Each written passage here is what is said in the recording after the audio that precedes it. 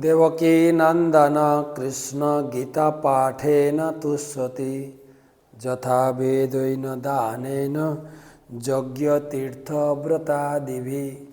देवकी नंदन भगवान कृष्ण गीता पाठे अत्यंत सन्तुष्ट हन। आज के श्लोक त्रयोत्रिंशति। त इमे अवस्थिता युद्धे प्राणं त्यक्ता धनानि च आचार्य पितरं पुत्रं तथैव च पितामहा। त इमे अवस्थिता युद्धे प्राणं त्यक्ता धनानि च आचार्य पितरं पुत्रं तथैव च पितामहा। हे मधुसूदन, যখন আচার্য পিতৃব্য পুত্র পিতামহ মাতুল শ্বশুর পৌত্র শালক ও আত্মীয় স্বজন সকলেই প্রাণ ধনাদির আশা পরিত্যাগ করে আমার সামনে যুদ্ধে উপস্থিত হয়েছেন, আমি তাদের হত্যা করতে চাই না।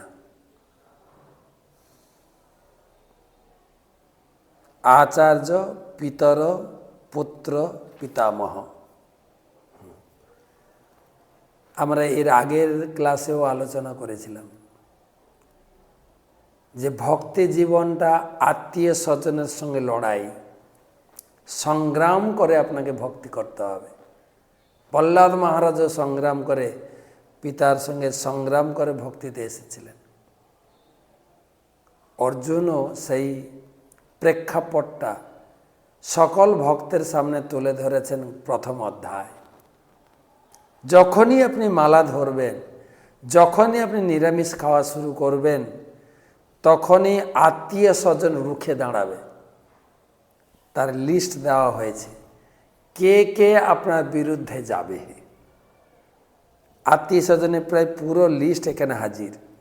পিতৃব্য, পিতৃব্য মানে কাকা কাকু জেঠু, আচার্য পুত্র পিতামহ, পিতা পিতামহ পুত্র আচার্য, বাড়ির সবাই বিপক্ষে চলে যাবে, আপনাকে বাধা দেবে। আমি আশা করি সবার জীবনের সঙ্গে এই প্রথম অধ্যায়টা মিলে যাবে কম বেশি। স্ত্রী ভজন করতে চাইলে স্বামী বাধা দেবে, স্বামী করতে চাইলে স্ত্রী বাধা দেবে, স্বামী স্ত্রী করতে চাইলে ছেলে মেয়ে শ্বশুর শাশুড়ি বাধা দেবে, শ্বশুর বাড়ির লোক বাধা দেবে। মিলছে কেন একটু মিলিয়ে নেন। আরও লিস্ট পড়ব কালকে।